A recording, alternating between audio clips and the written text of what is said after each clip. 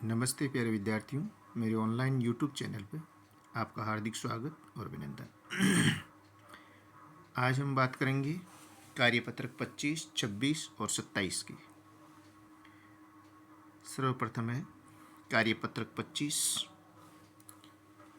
विषय वस्तु जीवन की मौलिक इकाई, अधिगम बिंदु, कोशिका अंगों की जानकारी। पहला क्वेश्चन दिया हुआ है, जंतु कोशिका के अंगों को सारणीबद्ध कीजिए व उनके एक एक कार्य लिखिए। कोशिका अंग और उनके कार्य। एक कोशिका अंग लिखना है और उसका एक कार्य लिखना है। पहला है माइटोकॉन्ड्रिया। माइटोकॉन्ड्रिया को कोशिका का बिजली घर कहते हैं। ये एटीपी के रूप में ऊर्जा प्रदान करता है। दूसरा है लाइसोसोम। लाइसोसोम का कार्य है अपशिष्ट निपटान तंत्र, यानी अपशिष्ट पदार्थों का निपटान करता है, इसीलिए इसको अपशिष्ट निपटान तंत्र कहते हैं। इसके अंदर पाचक एंजाइम भरे हुए होते हैं, जिनके माध्यम से कोशिका के जो टूटे हुए पदार्थ होते हैं या बेकार के जो पदार्थ होते हैं उनका ये पाचन करने का काम करता है। इसको आत्मघाती थैलियाँ भी कहा जाता है। तीसरा है गोल्जी उपकरण।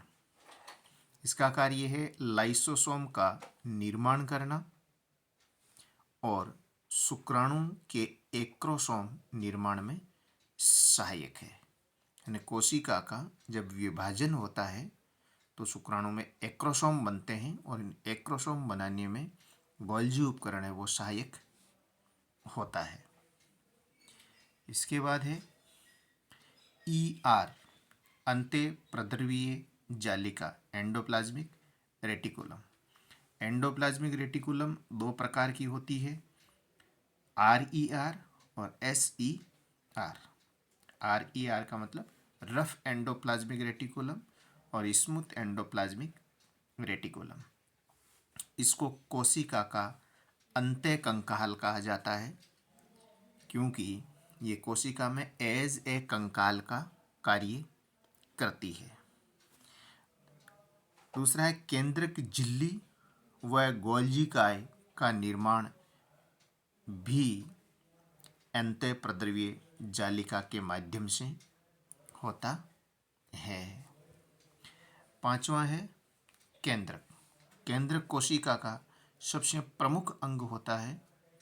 इसको कोशिका का कंट्रोल रूम भी कहा जाता है। ये कोशिका को नियंत्रण करने का कार्य करता है और आनुवंशिक पदार्थों का स्थानांतरण करता है, यानी जेनेटिक जो मटेरियल होता है उसको ट्रांसफर करने का काम करता है। तो केंद्रक जो है वो कोशिका का सबसे महत्वपूर्ण अंग होता है। 6 नंबर है कोशिका झिल्ली, इसे प्लाज्मा मेम्ब्रेन भी कहते हैं। प्लाज्मा मेम्ब्रेन कोशिका के समस्त जो पदार्थ होते हैं, कोशिका अंग होते हैं, कोशिका द्रव्य जो होता है, उनको सबको परिबद्ध करने का कार्य करती है, यानी सबको समेट करके एक कोशिका को आकार प्रदान करने का काम करती है।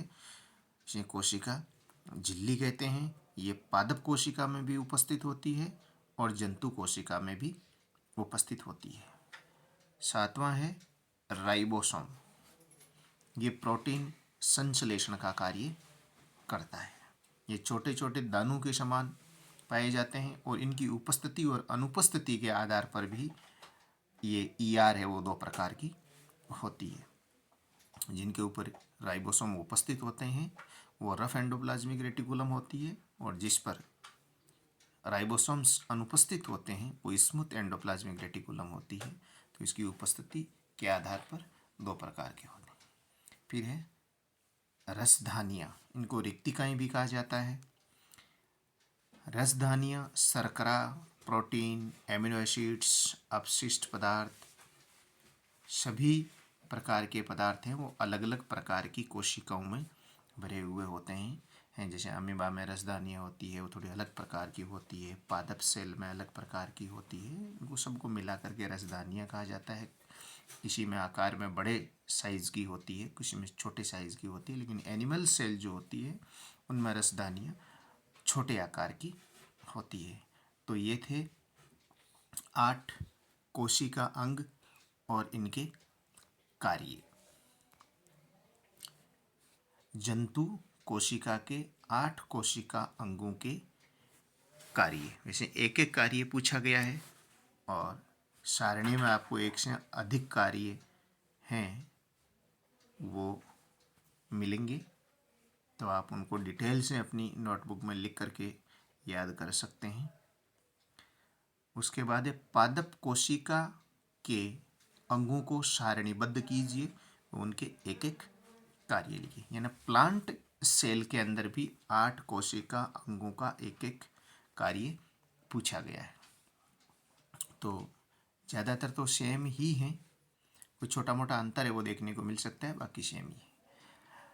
पादप कोशिका में वही पहला माइटोकॉन्ड्रिया, जिसको कोशिका का पावर हाउस कहते हैं या बिजली घर कहते हैं, ये एटीपी के रूप में ऊर्जा प्रदान करता है।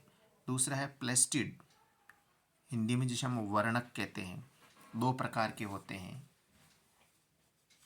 वर्णक है वो 2 प्रकार के होते हैं, एक रंगहीन होता है जिसको लूकोप्लास्ट कहते हैं, दूसरा रंगीन होता है जिसमें अलग अलग प्रकार के कलर होते हैं, जिसमें एक हरे कलर का जो होता है जिसको हम हरित लवक कहते हैं, और उसी के माध्यम से प्रकाश संश्लेषण होता है। पौधे अपने भोजन बनाने की प्रक्रिया को प्रकाश संश्लेषण या फोटोसिंथेसिस कहते हैं। तो प्लास्टिड है वो प्रकाश संश्लेषण का काम करता है। दूसरा शर्करा, प्रोटीन, वसा आदि के संग्रह का कार्य भी करता है। तीसरा लाइसोसोम, जो सेम प्लांट सेल और एनिमल सेल में सेम कार्य होता है। अपशिष्ट निपटान तंत्र, पाचक एंजाइम भरे हुए होते हैं। चौथा है गोल्जी उपकरण, वो भी दोनों में सेम होता है, लाइसोसोम का निर्माण करते हैं और शुक्राणु के अंदर एक्रोसोम निर्माण में सहायक होते हैं। ER अंत्यप्रद्रवीय जालिका 2 प्रकार की होती है, पीछे हमने बात कर ली, सेम है कार्य दोनों के अंदर। अंत्यकंकाल के नाम से भी जानते हैं, अंत्यकंकाल का भी कार्य करती है, केंद्रक झिल्ली बनाने में भी सहायक है, गोल्जी का उपकरण भी निर्माण करने में सहायक है। केंद्रक जो कोशिका का कंट्रोल रूम होता है, कोशिका को नियंत्रण करने का काम करता है।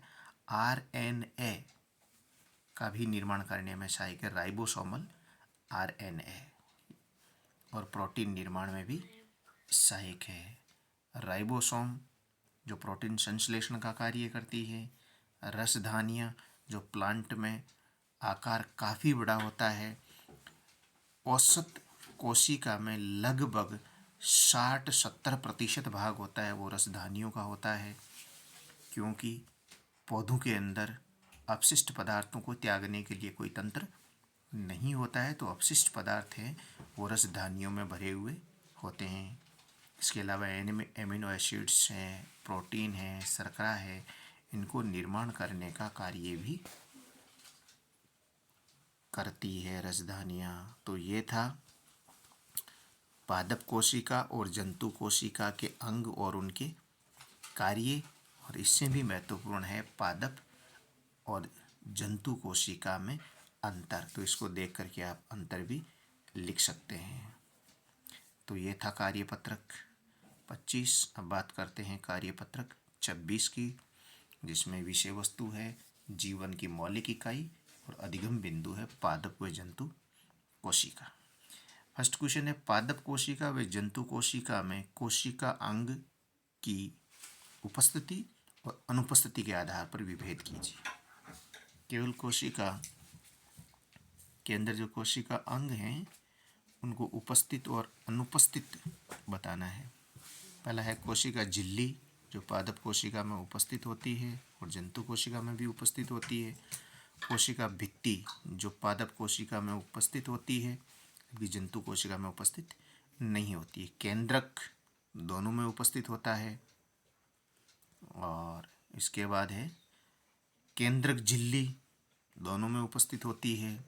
कोशिका द्रव्य दोनों में उपस्थित होता है। हरित लवक केवल पादपों में उपस्थित होता है, जंतुओं के अंदर उपस्थित नहीं होता है। रिक्तिकाएं या रसधानियाँ जो दोनों में उपस्थित होती है, अंतर केवल इतना होता है कि पादपों में इनका आकार बड़ा होता है और जंतुओं में इसका आकार छोटा होता है। तो ये सामान्य सी बात थी। इसके बाद क्वेश्चन नंबर 2, प्रकाश संश्लेषण के लिए उत्तरदायी कोशिका अंग का नाम लिखिए। प्रकाश संश्लेषण के लिए उत्तरदायी कोशिका अंग है वो हरित लवक है।